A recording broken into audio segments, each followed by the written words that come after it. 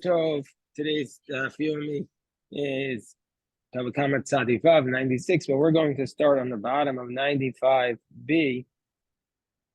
The conversation between Ravina and Rav Ashi, 7 lines from the bottom on 95b. So the Mara, first of all, whenever we have a conversation between Ravina and Rav Ashi, we know that this is the last generation of the Amoraim. This is we know that Ravina and Rav Ashi were the last generation. They edited the Talmud, and this is their conversation. So Ravina says to Rav Ashi, is it really the case? Mi Amar Shmuel Balchov L'Lokeach Yaif Shevach. So we had said earlier that Shmuel said that there are 3 people who we evaluate the appreciation, and then you have to pay them in money the appreciation, and then you can take the appreciation back from them, but you have to compensate them. Who are these 3 people? Now, one of them is the creditor, a person who had a lien on the property, and it was sold to a purchaser, and the property appreciated. So the creditor could come back and take the property because he had a lien on it. Do you know what that means, Hobbs, that he had a lien on the property? Okay, good. If you don't know, just ask.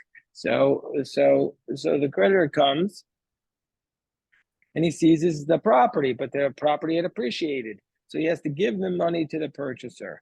But is that really the case? V'amar Shmuel, but Shmuel taught in a different case, Balchov Govas Shevach, that the creditor can just seize the appreciation. He doesn't even have to compensate the person.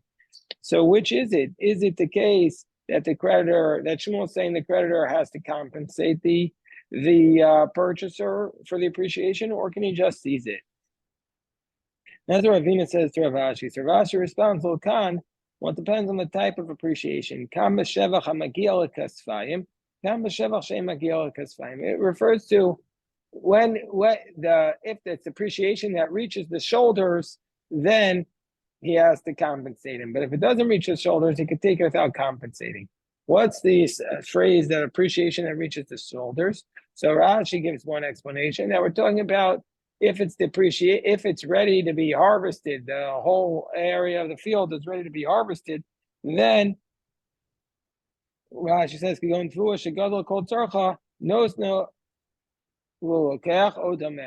then you have to compensate the purchaser. But if it hasn't reached it, then the creditor can take it. Tosfos gives 2 other explanations. Either he says it refers to produce in general because that's typically carried on one's shoulders, or else Tosfos says it's referring to property, or else Tosfos says it's referring to things that the purchaser worked very hard on. He was carrying it very heavily. So the Gemara says, how can that be the case?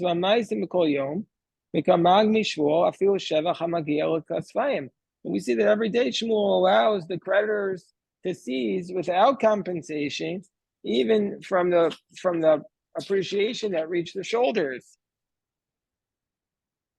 So it says Rav Ashi Travina Amalei Lo Kasha, or the top of Tzadi Vav Amud Aleph, Ad Masik Bei Kashir Ara V'Shivcha, Ad Lo Masik Bei El Kashir Ara. So it depends. If the creditor is owed, let's say, $100, and the property without the appreciation is worth $75, and with the appreciation it's worth $100, then he could take the property and the appreciation even after it reaches the shoulders. But where it reached, but where he's already paid it back, then if the property is worth what the creditor is owed, then the creditor has to reimburse him for the appreciation. So hada mazik pay or kashir ara v'shifcha, hada lo mazik pay el kashir ara. So Amarle, so the Gemara says, well, now we have a separate question. There's a dispute. This is a dispute which we have in Bava Kamma, whether the creditor comes to the person who bought the property and says, I have a lien on it. Is the person who's the purchaser allowed to just give money back to the creditor, or is he required to give him back the property and he can't buy him? So the Gemara says this whole conversation that we've been having,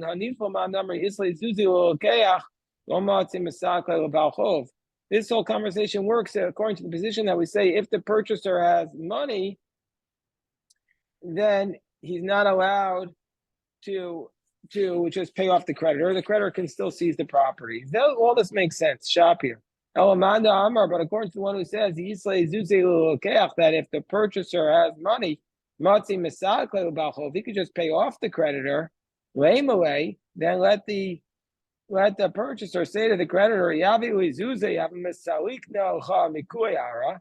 if I had money, I could have made you not touch any of the land. I would have just bought you off. At least now I'm entitled to keep a little small portion of the land for my appreciation. Meaning to say, I can just buy you out now, and you don't have the right to take it. So Amalei, no.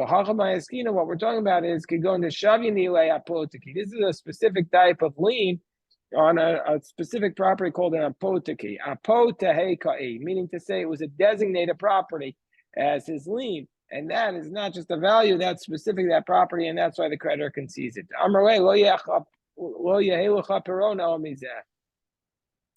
He says that pay me only from this, and even if he has money, according to that approach, the purchaser cannot buy him out. Okay, so now we have some general laws that will summarize a lot of what we're talking about. Amarava gazel v'ishpiach. Let's say he stole something and it appreciated. Umachar, and then he sold it again. Gazel v'ishpiach v'horish. Or let's say he stole something, appreciated, and he bequeathed it. Ma'asheshpiach machar, ma'asheshpiach horish. So he has sold what he appreciated, and he has that which it appreciated, he has bequeathed. What does that mean? That means that the purchaser, just like the thief, has the right to the appreciation because we're concerned about the thief being able to repent.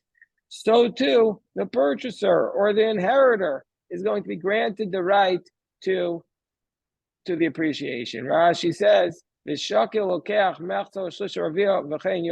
they're going to get their portion of the appreciation. So either they're going to get the percentage for caring for it, or they're going to get the entire appreciation.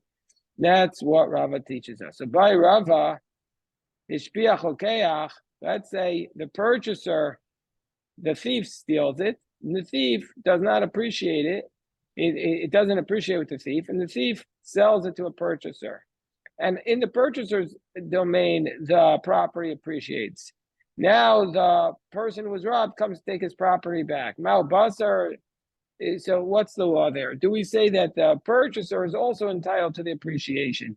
Or do we say, no, the appreciation was only for the thief because of takanas hashavim, because we want the thief to be able to repent?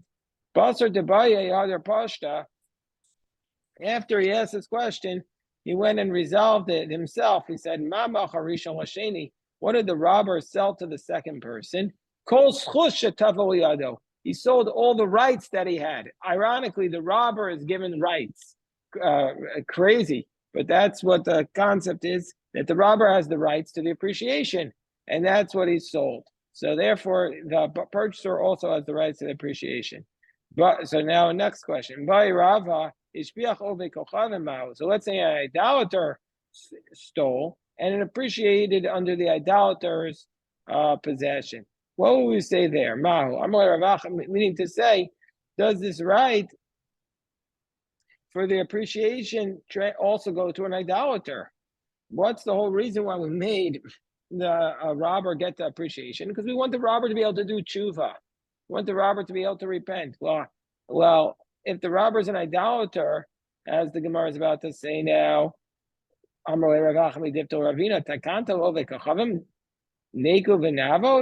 going to make takana? Are we starting to make reforms for the idolaters? That's not our job. Our job is not to make takanos for the idolaters. So why would we say that the idolater's robber is entitled to the appreciation? The takana is not for him. Gemara says, no, tzricha could go into Zabni Yisrael. We're talking about a case where the idolater stole it and appreciated with him, and then he sold it to the Jew. So therefore, did the idolater get the appreciation under those circumstances, and then did the Jew get it from the idolater? Gemara says that's still not a question. Since he got it from the idolater, it's like it's the idolater's, and so therefore he shouldn't be entitled to the appreciation. Person, no, it's going to Gazel Yisrael. No, what's the case? The Jew stole it. V'zavnin delay, and the Jew stole it uh, um, to the idolater. V'shpicha ove kochavim, and the idolater it appreciated with the idolater. V'hadar ove kochavim v'zavno Yisrael, and then the idolater came and sold it back to a different Jew. My, would we say there? Mi amrina and kivin to me kari Yisrael v'hadar Yisrael avdi rabban takanta. Would we say that since the beginning of this process and at the end it was owned by a Jew, so therefore the rabbis made a takana that he's entitled, the robber's entitled to the appreciation? Odoma kivin the iko b'kochavim b'emtza. We'll have to lay rabbanon takanta, or maybe because the idolater is in the middle, the rabbis did not make a takana under those circumstances. And the Gemara says, "Take we leave this question unresolved."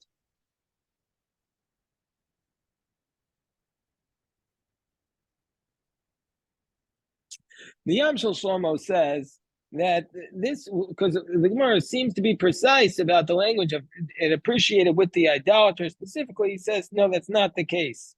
The Yam Shel Shlomo says it doesn't matter who it appreciated, says as long as the idolater is involved, is that it's different law. But the Torah Shlaim writes, no, that if the Jew who was the robber appreciated and then he sold it to the idolater, well, then it's obvious that the purchaser would get the appreciation under those circumstances. Amarav Papa, I'm on the Gazel Dikla Mechavre. So let's say a person robs a palm tree from his friend, Vikatle, and then after he robs it, the robber cut it down. Afagav the Shajami Aro Aradide, even though he brought the palm tree from the person from whom it was robbed and he planted it in his own property, Lokani. That even though he's made this change, he has not acquired it, and so therefore he could just basically give back the palm tree as it is. My time, at first it was called a palm tree, and now it's also called a palm tree. Rashi says, "Lo kani demei." He doesn't have to give him money. He could just give him back the palm tree because there's no change in the name. Dikla v'avid gube. Let's say he stole the palm tree and he turned it into logs. And under those circumstances, lo kani, he also hasn't acquired it. Why not? Because there too, also hashtamias gobi de dikli mikri. Even though it's called logs of the palm tree. So he hasn't acquired it. Guvi v'avdinu kishuri. Let's say he stole logs and he turned them into beams. Kani. Because there he's acquired it because at first it was logs and now it's beams.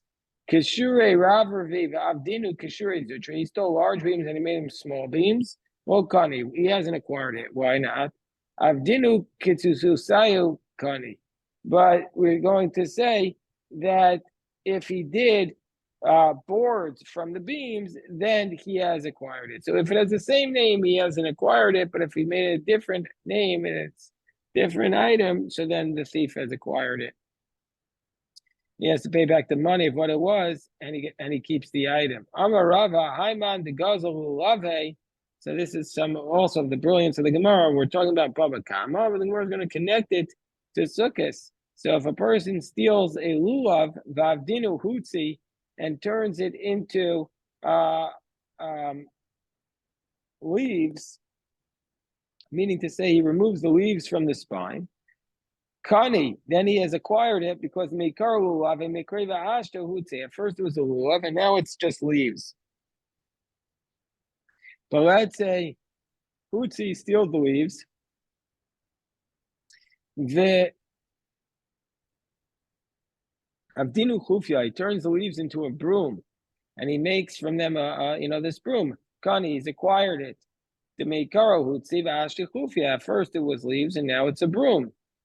Chufya v'avdi shershura, he steals the broom and he turns it into a rope, a twisted rope. Well, Kani hasn't acquired it. My time because he could always just remove the strands, and then it goes back to being a broom. So by Rav Papa.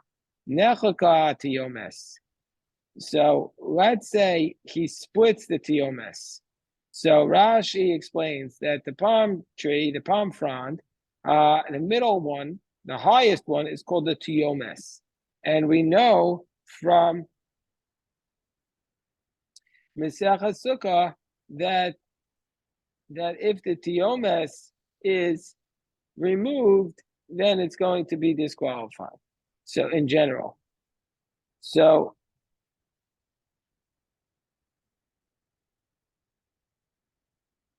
the Gemara now asks the question, let's say the tiomes split.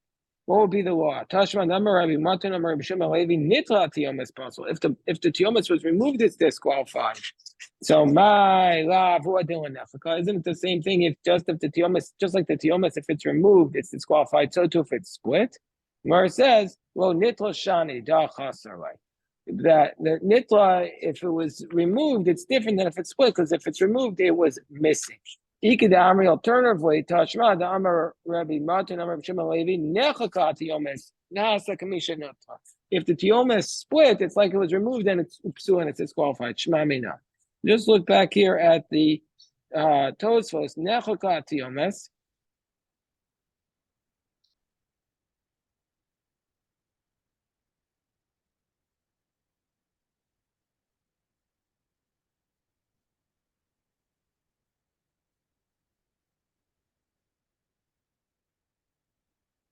So look at this Tosfos. Tosfos says Nechaka Tiomes. Matzah Ri B'Tshuva Sakayonim. The Ri found in the earlier collection of the Chuvas. Who's the Ri? The great grandson of Rashi, the greatest, one of the greatest of the Tosafists. So Rabbi Yitzchak of Dam Pierre. He's found Nitla Tiomes, that if the Tiomes was removed, Hutza HaElyon Berosh HaLulav. This is the top leaf of the Lulav. Berosh HaLulav. She'ein Hutza L'mala Mimenu. And there's nothing above it. And it's like two leaves that are connected, and it's called a tiomes.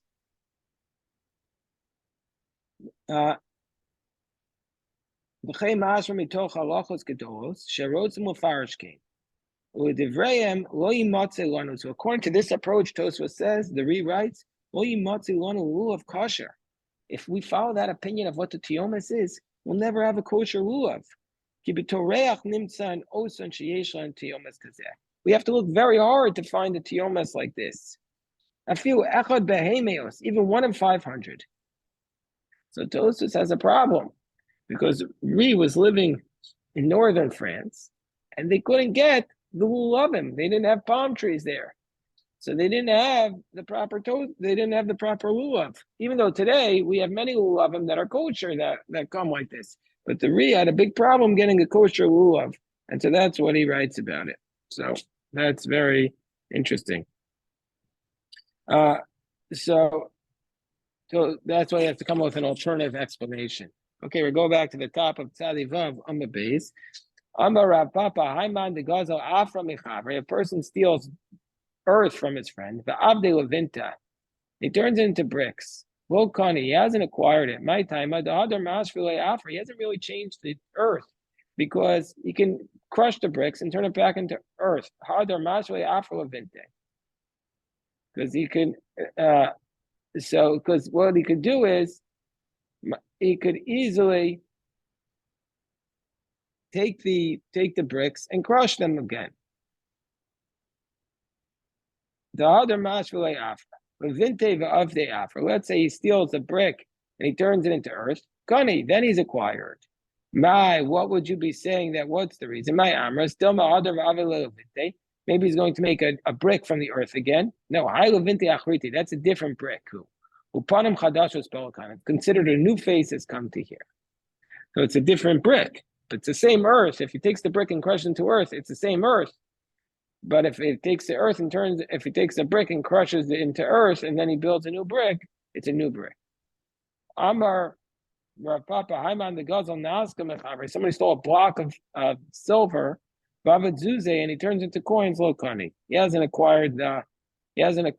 The thief hasn't acquired the silver. My time, Other Avelu Naska, you could easily melt down the coins and turn it back into a silver block. But Zuzi Vavdinu Naska, but if he steals the coins and turns into a block of silver, Kani, he's acquired it. My Amr, so what would you say? Other Avelu Zuzi, that he's going to go back and make the coins again. Panam Chadashas Polka. No, those are new coins, it's not the same. Shechime Vavdinu Chadas. Let's say he got an old coin and he made it into a new coin. How did he do that? He cleaned it. Lokan, he hasn't acquired it. This is the same coin. But chadati v'avdinu shachimi, but a new coin, he made it old, kani. But there he's acquired it. Why? Because the reason is, he might say, well, he's going to make it a new coin again. Once it was tarnished, you can't clean it so much so that it's not tarnished again. Next case. The Mishnah says this is the rule. All the robbers pay what it was worth when it was stolen. So when it says this is the rule, it comes to include another case. What's it coming to include? Sure, it comes to include a case where you steal a lamb and it becomes a ram, or a calf, it becomes an ox. Then the change happened in his possession when he's acquired it. So then if he slaughters it or sold it, he slaughtered or sold his own item. It's not a case where anyway you have to pay the 4 or 5 times the amount, because this is the case of a gazlan and not a ganaf. The robber, not a thief, but still we're being told that he's acquired it. And now we have a case. Oh, Gabra, there was a man, the Gazal Padana, the Turim Mechavre. The guy stole a pair of oxen from his friend. Azal Kravu Karba Zarabu Zara. He went, he plowed the field, and he sowed the seeds with the oxen. Was Sofa Lamari. Then the thief says, okay, I'm going to return the oxen. Also, Rav Nachman, the guy who was robbed, came to Rav Nachman. The Amar Nachman said, Zilu Shumu Shivcha Deishbach. He says to the robber, go pay him the value of the appreciation of the land. Amar Rava says, Turi Ashbach, Arlo Ashbach. Didn't the land appreciate on its own? It wasn't just the oxen who caused it to appreciate. That's what Rav Nachman said back to Rava. Okay, fine. Mika mina nishaim kula. I wouldn't say that you have to evaluate that, give the ox all the appreciation of the land.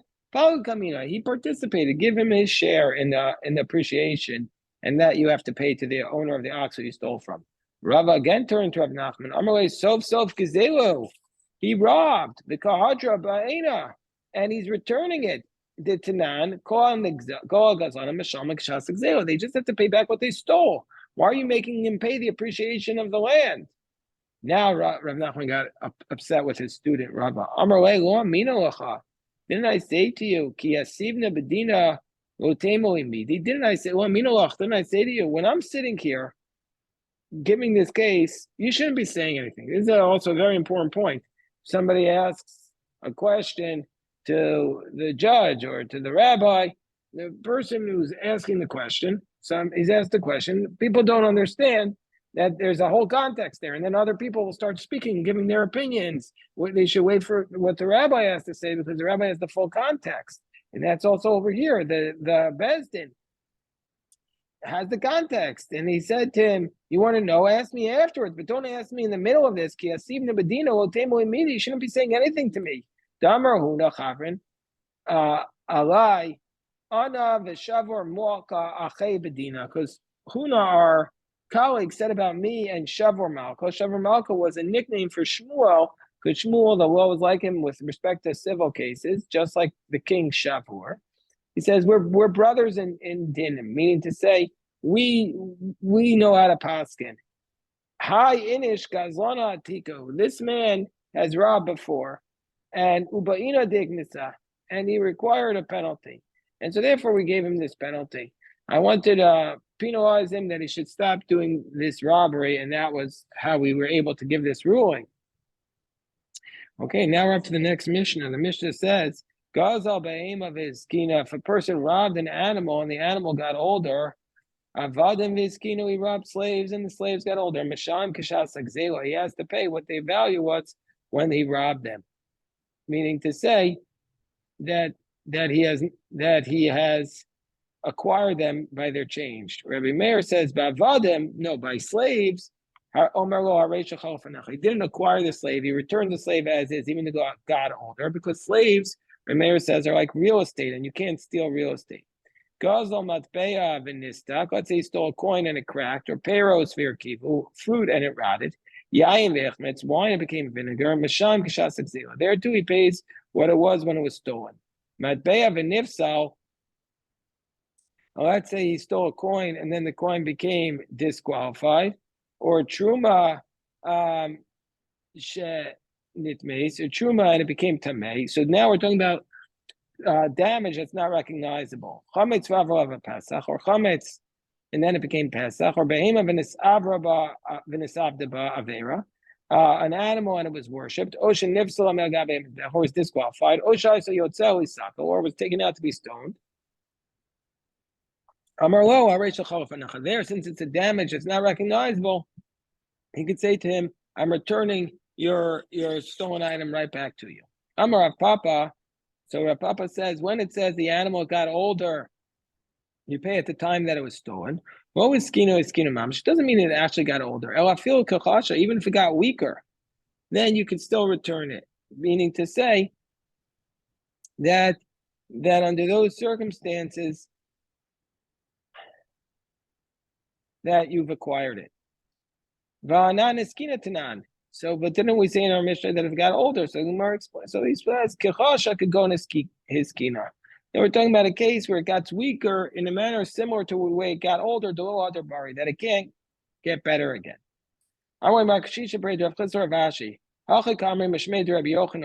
This is what it's told in the name of Rabbi Yochanan. I feel a gun of Tala v'nasa ayol. If we steal a lamb, it becomes a ram. Egel v'nasa shor. A calf, it becomes an ox. Nasa shino biyado. The change happened in his possession, v'kano, and he's acquired it. Tavach u'machar shalo toveach shalo mocher. If he then slaughters or sold it, he sold his own thing, or he slaughtered his own item. He said, I already told you, don't switch up the people. That was not taught in the name of Rabbi Yochanan, but in the name of Rabbi Elah. Now he said in our Mishnah, Meir said that by slaves, you haven't acquired it. If you steal the slave and it got older, you could just return the slave. He says, Omar lo areishal chalafanecha. Amar Rav Chanini bar Avdimi, so Rav Chanini bar Avdimi taught, Amar Rav halachak Rabbi Meir. The law is like Rabbi Meir. So that you could just return the slave as is, because slaves are not stolen, because they're like real estate. Gemara is bothered by this. Rav Shavik Rabbanan v'Avik Rabbi Meir. Did Rav really abandon the rabbis and rule like Rabbi Meir? Why would he follow the minority position? Amar Mishum de Braisa Ibchatanya. And the reason is because he has a Braisa where it switches the positions. And Rabbi Meir says there that you can't return the slave. You have to pay the value of what is when it's stolen. The Rabbanan say you can. So the Gemara says, but the Rav Shavak Masnisim v'Avik Braisa. Why would Rav abandon a Mishnah and follow Braisa? Braisa means external. The Braisa is not as valid as a Mishnah. Mishnah is a more authoritative source. So why would he abandon the Braisa? Why would he abandon the Mishnah and follow the Braisa? So Rav Masnisin Nami Ipcha Tani. So Rav also had a different version of the Mishnah where it was the opposite case. My time of the Rav Apech the Masnisim Mikmei the Braisa. So why is Rav reversing the Mishnah in front of the Braisa? Other Rabba Nepocha Braisa Nisim. He should have reversed the Braisa in favor of the text of the Mishnah. Amarav Nami Masnisin Ipcha Asne. Rav would, this is what I just said, Rav would have a different version of the Mishnah. By the same, or alternatively, Kilo Apechada Mikmei Chada. When do we say we favor the Mishnah over the Braisa? When it's one versus one. But Chada Mikmei Tarti Apech. But when there was one Mishnah but two Braisas, then we would reverse the Mishnah. And the Tanya, because we have a Braisa that says, supports this position. There, a mayor is the one who says that the Rabbanan are the one who says slaves are like real estate and you have to, and you can return it as it is. The Tanya Machlef Parabachamor, that a person is trading, he's doing the opinion to trade a cow for a donkey. Let me just stop the recording here, and this will continue for a few more minutes, but this is where we'll stop today's daf.